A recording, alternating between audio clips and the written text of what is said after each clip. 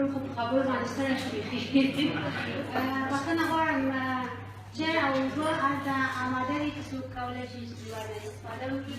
دویم دا چې د مجلس نظافت لږ هم په نظر کې ونیسئ د ډېرو وتلو ننوښلو ستړي وشي او خواره وشي ځکه چې ناوخته راغلی یاستئ ستړي وشي بیا په تکلیف کولی شئ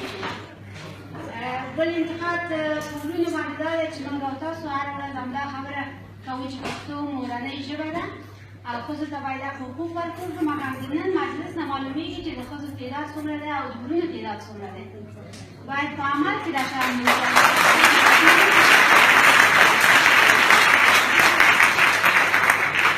دا مقالې دا کاغذونه او دا تاریخونه دې باندې شاید ټول ورونه نن ورځ خصوصا ځوانان چې په کمپیوټر کې لاسرسی لري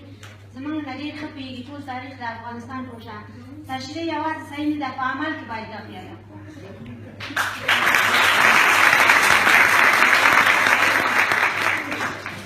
محترم ورونو ګرانو خوږو جانه شفقه پښتونزۍ چې پروس کالې د پښتو ورځ په ځوانګړي کې تجربه کړې وه مګر متاسفانه چې نن ونه شو کولی چې دې پروګرام سره شي خپل یو شعر رالېږلی چې د ستاسو اجازه وسي ډېر لنډ شعر دی تاسو ته به یې وړاندې کړم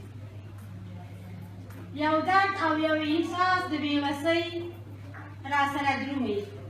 یو درد او یو احساس د بېوسۍ را سره درومي ویده قومه ستا غم د زندګۍ را سره درومي بهر کې سېزلې بهر کې سېزلې یم بهر کې سېزلې یم په کور کې هم لمبه کړم د اور د نفرتونو تر بلۍ را سره درومي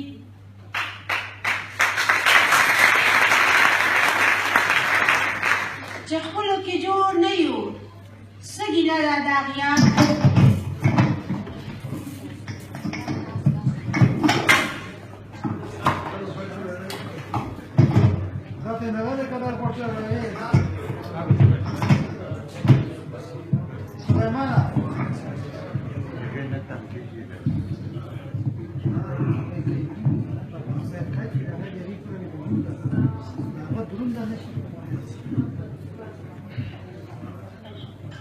چې خپلو کې جوړ نه یو څه ګیله ده د اغیاره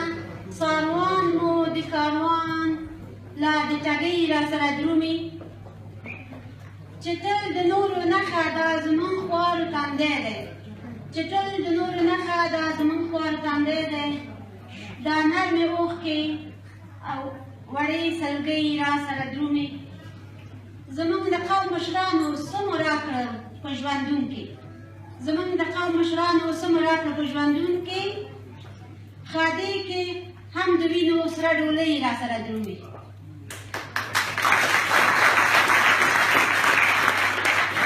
دا ژبه به ګونګۍ وي که اواز مو دی مړ شوی دا ژبه به ګونګۍ وي که اواز مو دی مړ شوی خاموش زړه کې وبخښئ چې زما دا عینکې نشته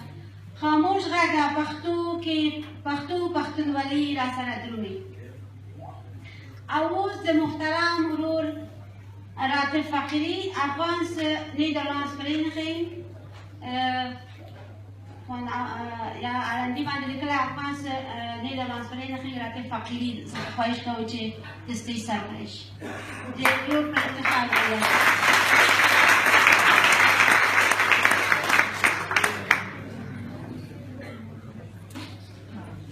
ډېره مننه درنو حاضرینو اجازه راکړئ چې زه هم تاسو ته د پښتو د نړیوالې ورځ د لمانځلو بارکي ووایم زه نه غواړم چې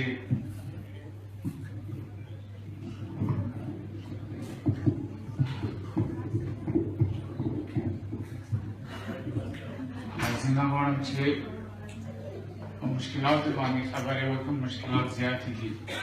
لیکن او ډېر خبرې هم وشو تر اوسه پورې د نور مشرانو لخوا زه یوازې غواړم چې یو شی اضافه کړم یو بل اړخ د ژبې د ودې لپاره اضافه کړم چې موږ او تاسو چې نن ورځ په خارج کې اوسېږو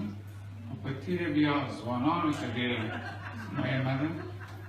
دا ده چې اول خپل سواد په خپل ژبه باید تقویه